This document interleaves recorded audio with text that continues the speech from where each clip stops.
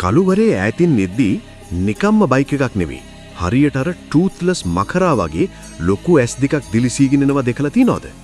ඒකම ඇහෙනවා අර හැංග හිරිවැටෙන ගෙරවිල්ල.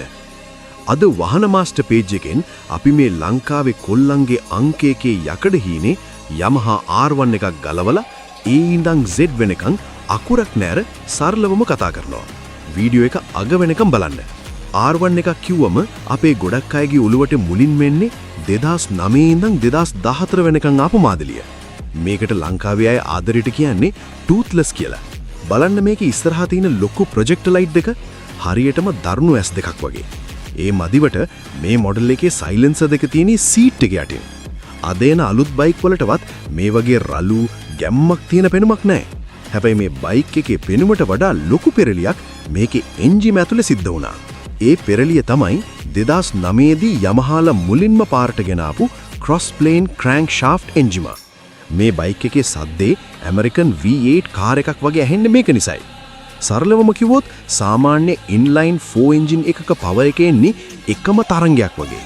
හැබැයි R1 එකේ cross plane crankshaft එකේ torque pulses release කරන්නේ අසමාන රටාවකට. ඒ නිසා throttle control එක මාරම natural. මේ concept එක කෙලින්ම inspire වෙලා තියෙන්නේ Yamaha YZR M1 කියන MotoGP machine එකෙන්. ඒ වගේම මේකේ හැංගිලා තියෙන තව රහසක් තමයි EUP එක. එහෙම නැත්නම් exhaust ultimate power valve එක. low RPM වලදී ඒ කියන්නේ හෙමින් යද්දී මේ EUP valve එක බාගෙට වැහිලා exhaust back pressure එක maintain කරනවා. එතකොට එන්ජිම හිර වෙන්නේ නැහැ. high RPM වලදී ඒක සම්පූර්ණයෙන්ම ඇරිලා උපරිමයට හුස්ම ගන්න දෙනවා. හරියට බයික් එකේ පෙනහළු වගේ. මේ විදිහට ආපු මකරා 2015 වෙද්දී සම්පූර්ණ ඉලෙක්ට්‍රොනික රොබෝ කෙනෙක් බවට පත් වුණා. මූණේ හැඩේ පොඩ්ඩක් වෙනස් වුණත් අර හැංගුණු ලයිට් දෙක නිසා මකර බැල්ම එහෙම්මම තිබ්බා. මේ අලුත් R1 එක ඇතුලේ 6 axis IMU එහෙම නැත්නම් inertial measurement unit කියලා පට්ට ගැජට් එකක් තියෙනවා. මේකෙන් කරන්නේ මිලිසෙකන්ඩ් ලෙවල් එකෙන්. ඒ කියන්නේ එහිපිය ගහනවාටත් වඩා වේගෙන් දත් අරගෙන ඔයාව වැටෙන්න නොඩි අල්ලගෙන ඉන්න එක. මේ සුපිරි මොලෙන් වැඩ කරන ප්‍රධාන සිස්ටම් තුනක් තියෙනවා. පළවෙනි එක ස්ලයිඩ් කන්ට්‍රෝල්. වංගුවකදී පිටිපස්සේ රෝදි ලිස්සන්න ගියොත් පව එක ගානට අඩු කරලා බයික් එක කන්ට්‍රෝල් කරනවා. දෙවෙනි එක ලිෆ්ට් කන්ට්‍රෝල්.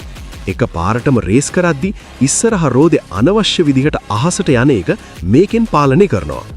අනික තමයි ක්වික් ෂිෆ්ට් එක. ක්ලච් එක අල්ලන්නේ නැතුව රේස් එක බස්සන්නේ නැතුව ටක් ගාලා ගිය මාරු කරගෙන යන්න මේකෙන් පුළුවන්.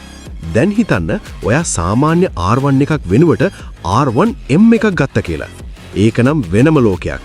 ඒකේ බොඩි කෑල්ලි, ඒ කියන්නේ ෆේරින්ග්ස් එන්නේ සම්පූර්ණයෙන්ම කාබන් ෆයිබර් වලින්. හැබැයි බයික් එකේ ෆ්‍රේම් එක, ඒ කියන්නේ ඇටසැකිල්ල හදලා තියෙන්නේ සුපිරිම හයියක් තියෙන ඇලුමිනියම් ඩෙල්ටා බොක්ස් චැසි එකකින්.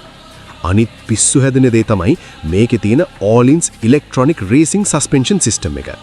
ඔයා බයික් එක පදින විදිහට පාරේ හැඩයට ගැලපෙන්න සස්පෙන්ෂන් වල තද ගතිය බයික් එකේ කම්පියුටරින්ම වෙනස් කරනවා. හරියට ඔයාගේ යටින් ඉඳගෙන මෙකැනික් කෙනෙක් බයික් එක සෙට් කරනවා වගේ වැඩක්. අපි මේක A ඉඳන් Z අකුරක් නෑර කතා කරන නිසා කවුරුත් ලොකුවට කතා නොකරන හැබැයි අනිවාර්යයෙන්ම දැනගන්න ඕන තව රහස් කැලි තුනක් තියෙනවා. පළවෙනි එක titanium connecting rods. මේ එන්ජිම ඇතුලේ වැඩ කරන කෑලි හදලා තියෙන්නේ ටයිටේනියම් වලින්. ඒ නිසා එන්ජිම හරිම සැහැල්ලුයි. වගේම රේස් කරද්දී කිසිම ගින්නක් නැතුව රිව් වෙනවා. දෙවෙනි එක මැග්නීසියම් වීල්ස්. මේ බයික් එකට ෆැක්ටරි එන ලයිට් වේට් මැග්නීසියම් රෝද නිසා බයික් එකේ බර අඩු වෙලා හැන්ඩ්ලින් මාරම ස්මූත් වෙනවා. වංගු වලට දාන්න හරිම ලේසියි. තුන්වෙනි එක තමයි RAM air intake එක. ලොකු ස්පීඩ් එකක යද්දී ඉස්සරහින් එන හුළඟ පදින් ඇතුළට ගිහින් ප්‍රෙෂර් එක වැඩි වෙලා බයික් එකේ টොප් එන්ඩ් පවර් එක පට්ට විදියට බූස්ට් කරනවා. ඒ කියන්නේ වේගය වැඩි වෙන්න මකරා තවත් දරුණු වෙනවා. 1998 ඉඳන් අද වෙනකම් Yamaha R1 කියන්නේ නිකම්ම බයික් එකක් නෙවෙයි. ඒක හැංගීමක්. දැන් මට ඔයාලගෙන් දැනගන්න ඕන එක දෙයයි. මේ Yamaha R1 එකත් එක්ක කරට කර හැප්පෙන්න පුළුවන් අනිත් බයික් එක මොකද්ද? Kawasaki Ninja ZX-10Rද? BMW S1000RRද? නැත්නම් වෙන එකක්ද? ඔයාගේ උත්තරේ පල්ලෙහෙන් කමෙන්ට් කරගෙන යන්න. හැබැයි ඉතින් මේ මකරෝ, ටයිටේනියම්, ක්‍රොස් ප්ලේන් කතා මුකුත් වැඩක් නෑ මේක ගෙදරගෙන ආපු දවසට. අම්මා හරි වයිෆ් හරි අහන පළවෙනි ප්‍රශ්නෙට උත්තරේ ලෑස්ති කරගන්න වෙනවා. මේකේ තෙල් කීයක් විතර වැඩ කරනවද?